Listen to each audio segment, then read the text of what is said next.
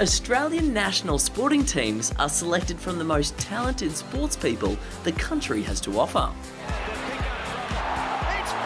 But can you imagine sporting teams based not on skill, but on the colour of the player's skin? These days it seems ridiculous, but only a few decades ago, that was exactly what used to happen in South Africa. Back in the 60s, South Africa was around 16% white, but their rugby union team was 100% white. Black people weren't allowed on the team at all. You see, racism was a big part of South Africa. Black people could only live in certain areas, could only get certain jobs, could only go to certain schools, and couldn't ever be elected to government. It was all done under a plan called apartheid, meaning to keep apart. These guys used to play for the Australian rugby team. They were shocked at what they saw when they toured there. It's just a seat, bench, in a public space with whites only written on it. I've never heard anyone speak to another human being like that. It affected some of them so much, they protested against the South African rugby team's tour of Australia a couple of years later. I felt quite strongly that I wouldn't want to play against a team from South Africa that was racially selected. Thousands of other Australians joined in the protest too.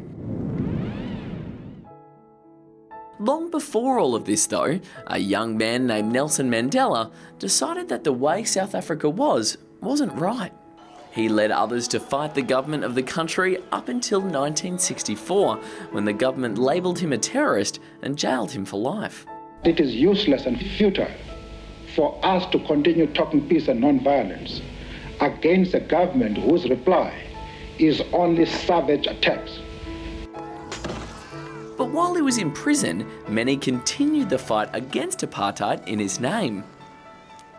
Despite all of that, apartheid was still many years away from being stopped.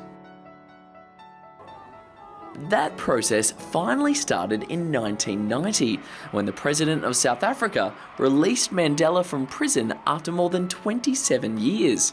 That is the man who the world has been waiting to see.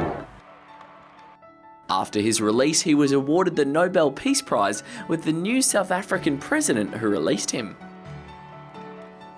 That paved the way for the first multiracial ballot in the country's history.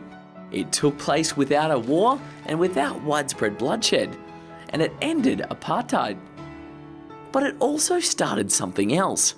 Millions queued up and elected their first black president. I, Nelson Mandela. And that is where this story brings us back to South Africa's national obsession, rugby union. With apartheid gone, Mandela knew he needed a way to bring the two sides of the country together for the first time. So he encouraged the whole country to get behind a new, multiracial South African rugby team as they competed in the World Cup for the first time. South Africa have won. And they won against the odds, bringing white and black people together in celebration of the amazing achievement.